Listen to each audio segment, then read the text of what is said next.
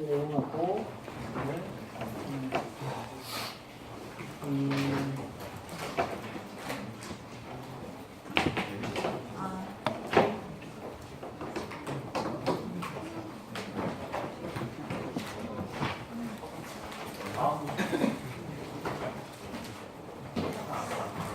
지난 시간에 저희들 모터 모델링을 해봤었죠.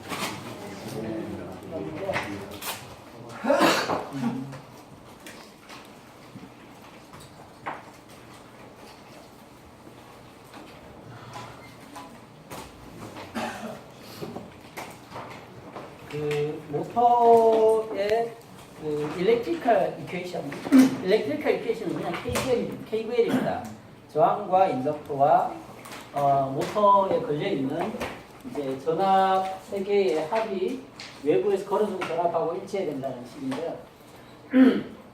나중에 모터가 정상 상태, 스테디 스테이트 상태에 들어갔을 때는 이 전압도 일정하게 유지가 되고요. 전류도 거의 일정하게 흘러요. 그러면 사실 인덕턴스 텀이 사라져요.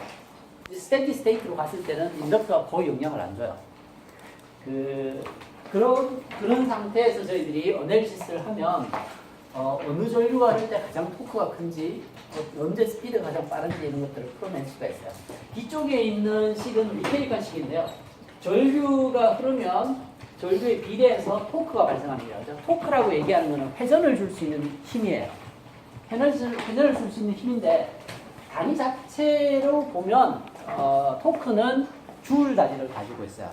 에너지인데 회전을 줄 수 있는 에너지인데 외부에서 회전을 줄 수 있는 토크를 가해주면 어떤 물체가 회전 속도가 점점 빨라집니다. 이건 가속도에 해당하죠. 그죠? d오메가 오브 t는 가속도에 해당해요. 그 가속도 앞에 곱해지는 질량과 비슷한 게 모먼텀 이너시아 값이 있다 그랬죠. J 값이.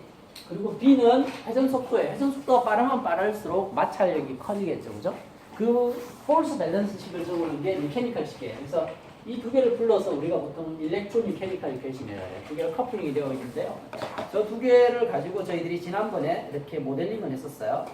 모델링을 하게 되면 어떤 듀티 레벨을 올라가는데 걸리는 타임 컨스탄트가 있죠. 그죠? 그리고 정상 상태로 들어갔을 때의 특성을 가지고 모터 모델을 뽑아냈는데요. 그 모터 모델의 그 결과식이 이렇게 나와요. 모델링을 하고 나면. 그죠? 싱글 타임 컨스탄트 네트워크랑 거의 비슷하게 나와요. 지금 이 전달식을 봤을 때는 입력해준 전압과 회전 속도 사이의 관계예요. 그게 모터에 대한 모델식인데요. 지금 저희들이 마지막에 원하는 건 우리가 컨트롤 전압을 줘서 우리가 원하는 정도의 속도로 회전하는 모터, 회전 속도를 우리가 제한하는 것, 또 하나는 포지션을 제한하는 것, 위치를 제한하는 두 가지를 해볼 텐데요. 그걸 하기 위해서 보통 그 제어 시스템에 사용되고 있는 폴제로의 다이내믹을 저희들이 이해를 해야 되는데요. 그걸 보여주기 위해서 이그젠플 그냥 미분 방정식 하나가 있어요. 회로에서도 그렇고 메케니컬 시스템에서도 그렇고 이런 형태의 미분 방정식, 다시 말해서 출력 쪽의 미분 계수들, 이 부분은 거의 다 피드백에 의해서 결정이 됩니다. 피드백 텀이고 여기는 입력 신호에 대한 특성이에요. 그래서 이런 식을 만족하는 경우에 라플라스 트랜스폼을 하게 되면 S 스퀘어의 Y 그리고 초기치 그리고 미분에 대한 초기치 제로라고 붙는 건 T 이퀄 제로였을 때 미분 초기치 값을 얘기를 해요. 그리고 3 곱하기 SY의 Y0 그리고 2배의 Y 여기도 마찬가지로 X0는 T 이퀄 제로였을 때 초기 값을 얘기합니다. 라플라스 트랜스폼을 하면 이렇게 주어지는데 여기에서 저희들이 YS에 대해서 식을 정리를 해보면 y의 개수가 s제곱하고 3s하고 2가 있기 때문에 이게 분모로 이렇게 들어가요. 그리고 나머지는 오른쪽으로 넘겨서 계산을 해보면 초기 조건에서 정해지는 성분과 입력에서 정해지는 성분이 있어요. 얘는 이제 입력에서 정해지는 거죠. 그죠? 근데 x0, y0 이런 값들은 전부 다 초기 값에 정해집니다. 그래서 이름을 저희들이 앞쪽에 있는 부분은 입력하고 상관없기 때문에 제로 인풋 리스폰스라고 해요. 입력이 없을 때 나타나는 리스폰스, 초기 값에 의해서만 나타나는 거고요. 뒤쪽은 이제 입력에 의해서 나타나는 리스폰스이기 때문에 제로 스테이트 리스폰스라고 합니다. 제로 스테이트라는 얘기는 이니셜 리스 컨디션을 얘기해요. 초기값이 하나도 없는 경우에. 그래서 실제로 얘는 그렇게 중요하진 않아요. 초기값은 어차피 사라져요. 솔루션을 풀어보면 디노미네이터가 이렇게 디컴포즈가 돼요. 그러면 폴이 -1하고 -2에 있다는 걸 알 수가 있어요. 그래서 -1일 때하고 -1일 때 폴이 있어요. 디노미네이터가 0이 되는 지점이 폴이고요. 뉴머레이터, 지금은 이니셜리스 컨디션을 생각하고 뒤에 여기를 얘기를 해요. 여기가 제로고 밑에가 0이 되는 데가 폴이 돼요. 그렇게 되었을 때 앞쪽이 이 제로 인풋 스테이트 리스폰스, 뒤쪽이 제로 스테이트 리스폰스를 주게 돼 있어요. 그래서 제로 인풋이든 제로 스테이트든 둘 다 분모는 똑같아요. 디노미네이터는.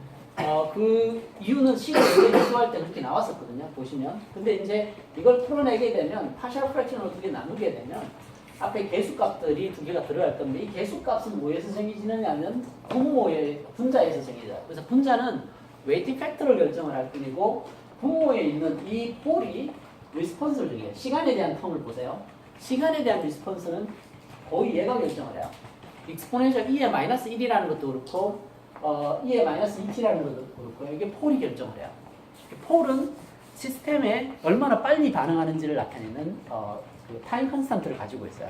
근데 얘는 시간을 두 개를 가지고 있죠. 그죠? 두 개가 섞여서 나타나는데 얘는 빨리 사라져요. 빨리 디케이 하죠. 그죠? 얘는 조금 더 오래 가요. 그래서 얘보다는 얘가 조금 더 중요해요. 얘는 빨리 사라지기 때문에. 그죠? 밑에는 제로 스테이트 인풋인데 여기도 마찬가지로 얘는 이제 그 분모분의 분자를 한 다음에 입력을 곱해줘야지 이게 YS가 돼요. 여기가 이제 Y거든요. 여기도 Y인데 여기는 이제 이 텀을 적었고 얘는 이 텀을 적어놓은 거기 때문에 입력은 보통 이제 이 스텝을 기준으로 스텝 리스폰스 어떻게 나오는지를 체크를 합니다. 그래서 여기도 마찬가지로 파셜 프랙션으로 나누게 되면 여기 있는 제로 값이 어떻게 되어 있느냐에 따라서 이 앞에 개수들이 바뀌어요. 10이라고 6을 정하는 게 사실은 이 분모하고 이 위에 이제 제로가 결정을 해요. 그래서 제로는 이런 고유한 리스폰스가 있어요. 폴은 어떤 경우라도 이 속성을 버리지 않아요. 끝에 가게 되면 반드시 폴에 대한 리스폰스가 나와요. 솔루션을 구하면. 저는 요 값이 주어지는데 여기도 보시면 이 두 개의 값이 주어져 있고 -2분의 1이라는 건 파이널 밸류 테스트를 하게 되면 얘가 이제 s를 곱하고 나면 이게 스텝 함수니까요. 얘가 없어지고 나면 s 이퀄 0 넣으면 -2분의 1 떨어지는 여기가 파이널 밸류죠. 그죠? 그 파이널 밸류가 -2분의 1로 어프로치하고 나머지 두 개의 타임 리스폰스가 폴에 의해서 정해지고요. 앞에 있는 6, 2분의 11이라고 되어 있는 부분이 저걸 정하는 게 제로가 결정을 해요.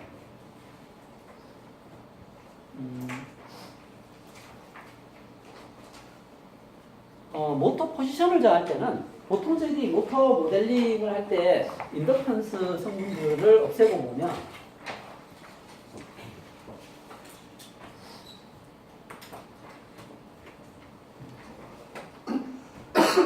뒤에 여기 적분을 해서 포지션을 하려면 뒤에 적분을 해야 되기 때문에 그 인테그레이션 성분이 들어가 있어요. 인테그레이션 성분이 들어있고 스텝 리스폰스가 들어있는데요. 이 식을 풀어낼 때 보면 여기 이중근이 있고요. 여기 폴이 하나가 있어요. 이중근이 있을 때 보시면 파셜 프랙션을 풀면 이렇게 풀려나와요. 그래서 여기에서 개수가 A 플러스 이게 통분을 하게 되면 S 스퀘어에 이걸 곱해야 되니까 얘는 S하고 얘가 곱해진 게 A에 곱해지고요. 그리고 B에는 얘만 곱해지면 돼요. C에는 S 스퀘어 곱해지겠죠. 그죠? 그래서 개수들을 다 비교해서 위에가 1이 나오도록 개수 비교를 하게 되면 ABC 값을 정할 수가 있어요. 그래서 여기에서 맞춰내야 되는 개수들하고 여기 있는 개수, 저기 코에피션트를 맞춰내게 되면 ABC 값을 찾아내고 ABC 값을 알게 되면 리스폰스를 찾아낼 수가 있어요. 그래서 지금 S분의 1은 유닛 스텝이니까 0.1에 요 값에 해당하고요. 그리고 이게 S 스퀘어분의 1은 램프 함수죠. 그죠? 램프 함수로 떨어져 나오고요. 뒤쪽에 있는 건 익스포넨셜로 디케이하는 값으로 떨어져 나와요. 이렇게 어널리시스 하시면 돼요. 근데 이제 보통 그 트랜스퍼 함수로 시스템을 기술하는 방법도 있고요. 지금 여기를 Y로 잡았어요. 여기 인덕터에 걸려있는 전압을 Y로 잡았는데요. 계산하는 방법은 여기 전류를 계산한 다음에 전류에다가 여기에 임피던스를 곱하면 여기 전압이 나와요. 그래서 전류 계산하려면 여기 임피던스, 여기 임피던스, 여기 임피던스를 더해요. 그게 여기 임피던스 3개를 더한 거예요. 그것분에 입력 전압을 하게 되면 전류가 나오는데 이 전류에다가 여기 임피던스를 곱하면 거기 임피던스를 곱하면 이게 Y가 나와요. 이게 전달 함수예요. 그래서 전달 함수로 시스템을 기술할 수도 있고요. 근데 시스템이 복잡할 때는 스테이트 스페이스 이퀘이션을 많이 씁니다. 스테이트 스페이스 이퀘이션은 여기에서 회로에서 어떤 걸 스테이트로 잡을 건지를 정해야 되는데요. 보통 미분으로 나타나는, 지금은 차수가 2개이기 때문에 스테이트를 2개로 잡아요. 그래서 스테이트 변수를 이렇게 캐파시터 양단의 전압을 한 개의 스테이트로 잡고요. 인덕터에 흐르는 전류를 또 다른 스테이트 하나로 잡아요. 그러면 얘를 스테이트 머신으로 해석을 할 수가 있어요. 그래서 2개의 스테이트 머신으로 기술할 때 스테이트가 어떻게 업데이트 되느냐 하면 시간이 지나면 업데이트가 돼요. 근데 시간이 지나면서 업데이트 된다는 얘기는 시간에 대한 베리에이션을 찾을 수 있어야 되거든요. 여기에서는 여기에 캐파시터에 흐르는 전류는 C dV of dt, 다시 말해서 x1에 대한 미분에다가 캐파시터를 곱하게 되면 여기 흐르는 전류가 나와요. 그게 바로 x2예요. 그러니까 x2라고 얘기하는 이 전류는 얘의 미분에다가 캐파시턴스를 곱하면 돼요. 반대로 얘기하면 여기에 미분값은 여기에다가 캐파시터로 나누면 돼요. 뭘 적어놓은 게 이거예요. 이렇게 곱하면 C dx1 dt가 주어지기 때문에 이게 x2에 해당하죠. 이렇게 적을 수가 있어요. 그래서 x1 스테이트의 변화량은 여기에 비례하게 돼 있어요. 똑같은 방법으로 x2의 미분을 찾아보면 이게 인덕터 양단이 걸리는 전압은 L di of dt죠. 그죠? 그래서 L 값으로 나누고 인덕터에 걸리는 전압으로 찾으면 인덕터에 걸린 전압은 여기 전압에서 이 양단 2개의 전압을 빼게 되면 인덕터에 걸린 전압이에요. 그래서 소스에서 여기 양쪽에 걸리게 되잖아요. 얘는 이제 4 곱하기 전류니까 오메 법칙이에요. 4 곱하기 커런트죠. 그죠? 그래서 이렇게 하면 인덕터에 걸린 전압에다 인덕터에서 나오는 x2의 미분값이 나와요. 이 2개 스테이트가 있고요. 출력을 저희들이 얘를 y로 잡았기 때문에 3x2에 다시 나와요. 그래서 x2의 값을 여기다 대입을 하게 되면 식이 이렇게 주었어요. 이걸 스테이트 스페이스로 적을 때는 매트릭스하고 벡터형태를 줬는데요. 이 2개를 이제 x 닷 벡터라고 있고요. 얘를 우리가 x 벡터라고 얘기를 합니다. 그리고 여기는 a 매트릭스인데 여기 보시면 제로하고 2분의 1이라서 제로 0.5를 줬고요. 여기는 마이너스 3분의 1, 마이너스 3분의 4가 나와요. 배수가요. 그리고 입력에 대해서는 3분의 1의 u가 x2에만 영향을 줘요. x1에서는 영향을 안 없어요. 그러면 저런 식을 적을 수 있고요. 출력 y도 마찬가지로 매트릭스 형태를 이렇게 적을 수 있어요. 이걸 확장을 하게 되면 x의 미분 벡터는 a 매트릭스 곱하기 x 스테이트 벡터, 그리고 b의 입력값, 그리고 y의 값은 c 매트릭스 곱하기 x 벡터, 그리고 du 이렇게 주어지게 되어 있어요. 지금 그 스테이트의 출력을 결정을 할 때 현재 스테이트에 의해서 결정되는 아웃풋이 있고요. 현재 스테이트와 입력에 의해서 동시에 결정되는 경우가 있어요. 그래서 어떤 머신들은 입력에 상관없는 경우도 있어요. 스테이트만 디펜던스를 가지는. 디지털에 봤을 때는 무어 머신이 그렇죠. 그죠? 밀리 머신은 얘의 영향을 받아요. 똑같은 개념이에요. 그래서 뒤에 보시면 스테이트 스페이스 이퀘이션의 솔루션을 구하는 방법입니다. 근데 제너럴하게 보시면 그냥 미분 방정식과 똑같이 풀어요. 얘를 미분했더니 x 벡터를 미분을 했더니 어떤 매트릭스가 나오고 자기 자신이 나와요. 이게 익스포넨셜 함수의 특징이거든요. 그래서 이거의 솔루션은 항상 이렇게 나타나요. E의 A 매트릭스 곱하기 T.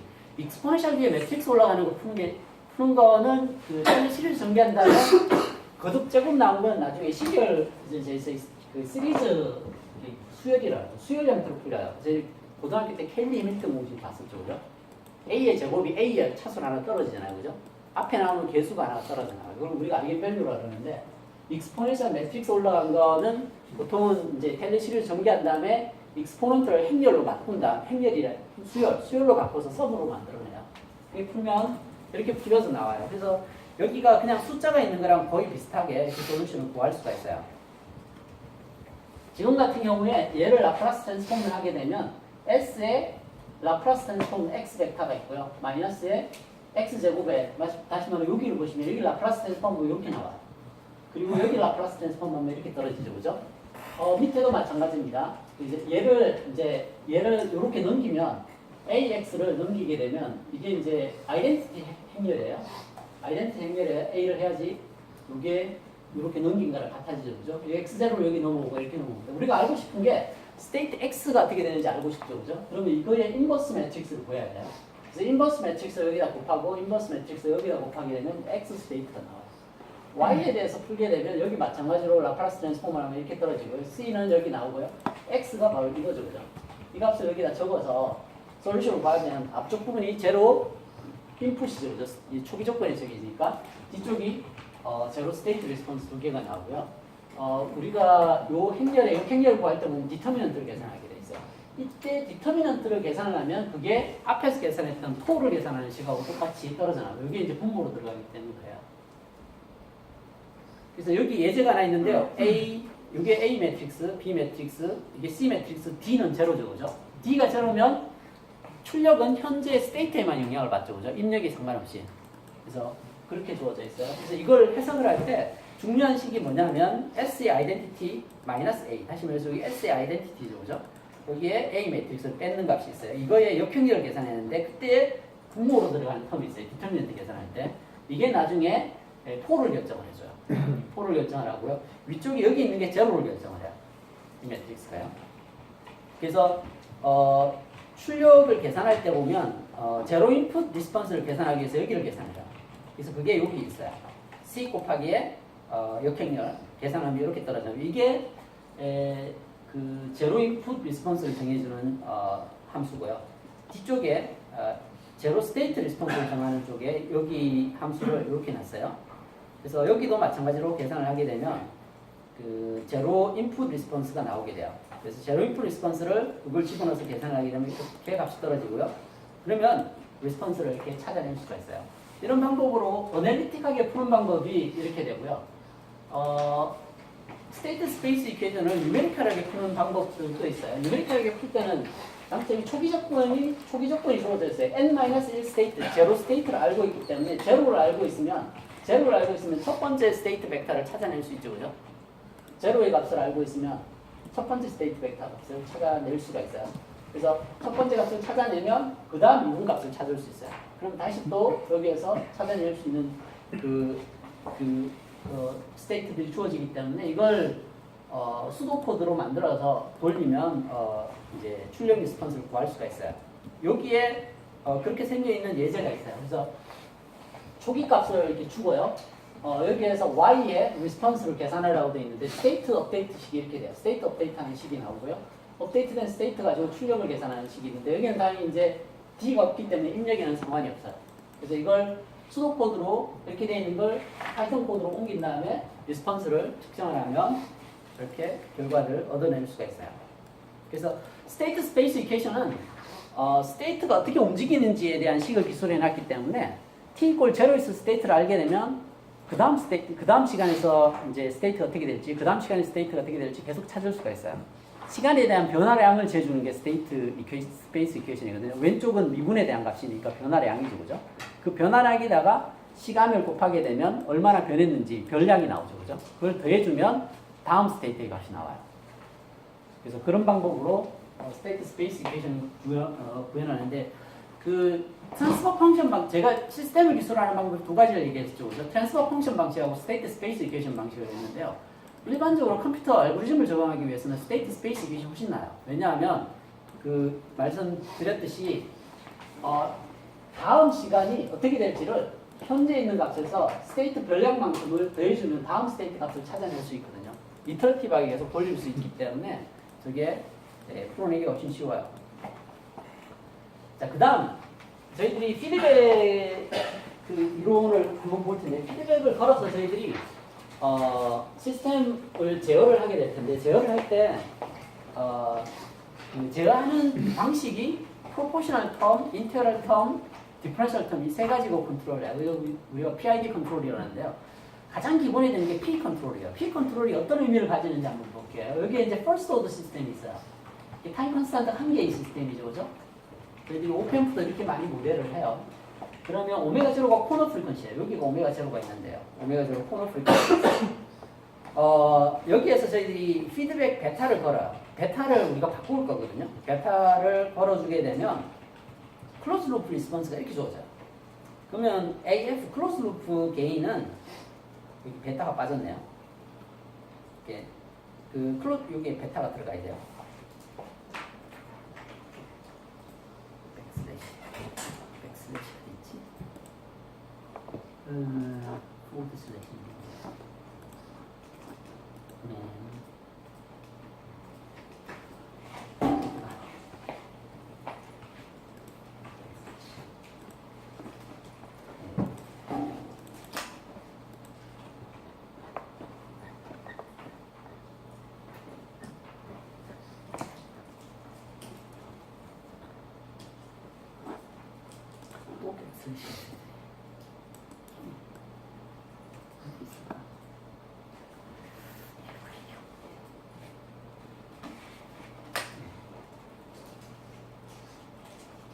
오, 베타를 보내요. B 이렇게 들어가야 돼. 이렇게 해서 이제 이 AS를 여기다 집어넣고 분자 분모를 곱해버리면 이렇게 떨어져 나옵니다. 우리가 개인을 이만큼 줄였어요, 그죠? 그러면 대역이 이만큼 늘어난다 그랬죠, 그죠? 이게 무슨 뜻이에요? 대역이 우리가 개인을 버림으로써 대역이 늘어났죠, 그죠? 대역이 늘어난다는 게 무슨 뜻일까요? 빨라진다는 얘기죠. 느린데 더 빠르게 갈 수 있는 거예요. 저희들이 나중에 저의 목표를 퍼포먼스 매트릭을 보면 어떻게 되어 있냐면 여기를 보시면 제어를 해서 저희들이 타겟팅 하는 건 뭐냐면 얼마나 빨리 리스폰스 하는지 스피드가 중요해요. 빨리 가야 돼요. 그리고 빨리 가다 보면 오버슛이 생겨나요. 이 오버슛이 어느 정도 이하로 줄어야 돼요. 그리고 세트닝 타임이라고 있어요. 얘가 안정화되는데 걸리는 시간. 이게 퍼포먼스 매트릭스예요. 근데 보면 두 가지예요. 이게 오버슛이 얼마나 뜨는지는 안정성이에요. 안정적이고요. 두 번째는 스피드가 빨라야 돼요. 근데 P 컨트롤 하면 나타나는 특징이 뭐냐면 속도가 빨라져요. 목표가 뭔지 알겠죠? P 컨트롤하는 목적은 빨리 동작하게 만드는 거예요. 여기 저희들이 예를 들어서 뭐 현재 위치에서 다음 위치로 갈 때 혹은 속도를 우리가 원하는 값으로 세팅을 딱 했을 때 얼마나 빨리 거기 도달할 건지 빨리 가려면 타임 컨스턴트가 빨라야 돼요. 대역폭이 커야 된다는 얘기죠, 그죠? 지금 보시면 그 개인 텀만 튜닝을 해서 스피드를 컨트롤할 수 있어요. 그래서 나중에 그 제어를 할 때 P가 가장 기본이거든요. P 가지고 제어를 해서 성능이 안 나오면 그 다음에 D를 쓰든지 I를 쓰든지 해요. 그죠? 그래서 P를 썼을 때 왜 빨라지는지를 이해하셔야 돼요. 근데 이제 베타를 여기 보시면 베타를 키우면 키울수록 얘가 커지죠, 그죠? 개인이 점점 내려오면서 점점 빨라지잖아요, 그죠? 점점 빨라져요. 근데 지금은 시스템 자체가 폴이 하나밖에 없기 때문에 오버슛이 안 생겨요.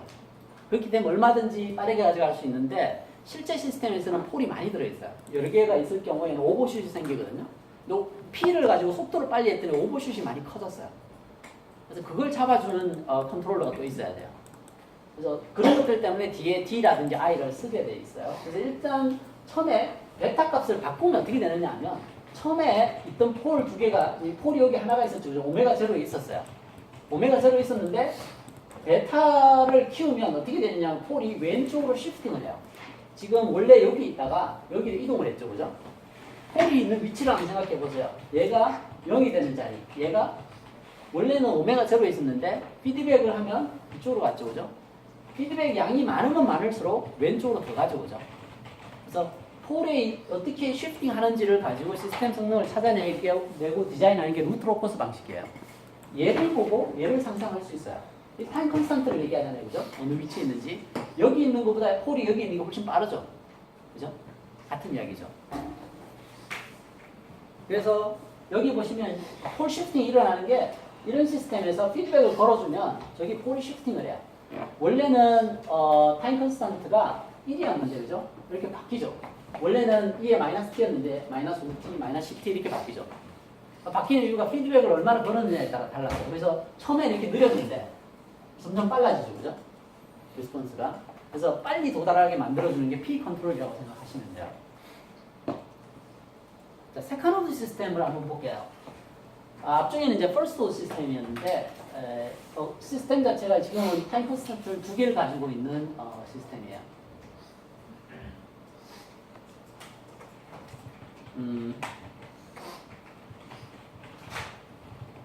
여기에서 보시면 초기에 피드백을 안 걸었을 때 폴이 마이너스 1과 10에 있어요. 마이너스 1과 10에 있어요. 마이너스 1과 10에 있었는데 이제 이렇게 피드백을 걸어요. 피드백을 걸어서 클로즈 루프 리스폰스 얘를 계산을 해봅니다. 그렇게 계산했을 때 어떤 일들이 일어나는지 한번 보려고 하는데요. 이렇게 뒤에 걸 보고 하는 게 낫겠네요. 보시면 그 원래 이게 characteristic 디노미네이터 식이죠, 그죠? 여기 보시면 이게 분모에 있는 식을 전개해서 피드백을 걸어서 전개를 해보면 얘가 분모가 이렇게 나와요. 베타가 없을 때가 베타가 제로일 때가 원래 식이에요. 원래 식은 1하고 10이었죠, 그죠? 폴이 1하고 12 폴이었어요. 근데 베타를 0이 아닌 값을 줘요. 그랬을 때 이거 근해 공식 알고 있죠, 그죠? 근해 공식 이렇게 줬어요. 우리가 저렇게 알고 있어요. 안에 판별식이 있어요. D가 B제곱 마이너스 4AB라고 했는데 B는 가만히 있어요. B는 가만히 있는데 이 뒤쪽 게 A는 1이고요. C 값이 지금 커졌죠, 그죠? C 값이 커지면 어떻게 돼요? D가 처음에 플러스 마이너스 D였는데, 그죠? D 값이 점점 작아져요. B 쪽으로, B 스퀘어 쪽으로 가면. 폴이 어떻게 움직이는지 한번 봐요. 원래 얘가 제로일 때는 마이너스 1과 제로에 마이너스 10에 있었어요. 그러면 베타 값을 키우면 이렇게 가까워져요.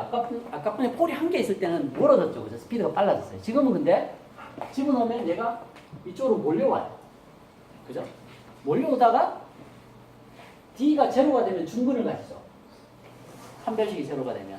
판별식이 제로가 되는 베타를 계산해보면 한 이 정도 돼요. 저 정도 베타를 가지면 폴이 두 개 오다가 만나요. 그때가 중근을 가질 때요. 저 상태를 저희들이 크리티컬 댐핑 컨디션이라고 해요. 크리티컬 댐핑 컨디션인데 일반적으로 제어에서 세컨오더 시스템일 때 옵티멀한 포인트라고 얘기를 해요. 오버슛이 안 뜨면서 가장 빨리 반응을 하는 시점이에요. 그래서 그 베타 값을 주고 리스폰스를 계산해 보면 이때는 당연히 리스폰스가 이렇게 나올 겁니다. 저기 세컨오더인데 근이 중근을 가지고 있죠, 그죠? 그리고 스텝 리스폰스를 줬어요.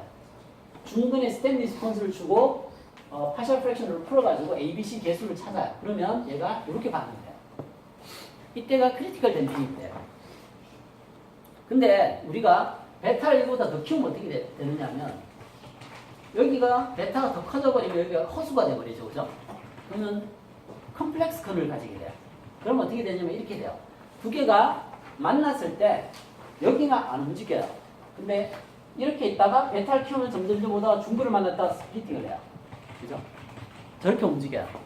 저 스플리팅이 일어나게 되면 컴플렉스 근을 가지게 되는데요. 컴플렉스 근을 가졌을 때는 뒤쪽이 오실레이션을 나타내고 앞쪽이 감소를 나타내요. 오버슛이 나타나기 시작해요.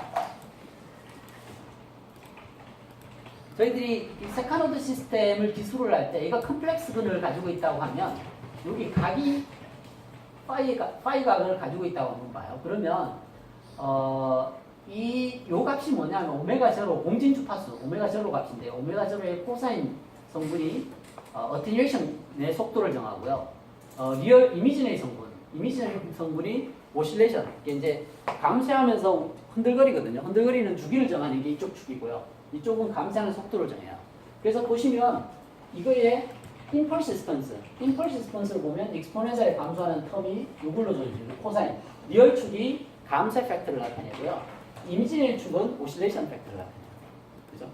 그 두 개로 가끔 나타나요. 근데 저희들이 원하는 게 임펄스 리스폰스가 아니고 스텝 리스폰스를 많이 봐요. 스텝 리스폰스는 이거의 인버스 라플라스 트랜스폼인데 이게 솔루션 우리가 알고 있어요.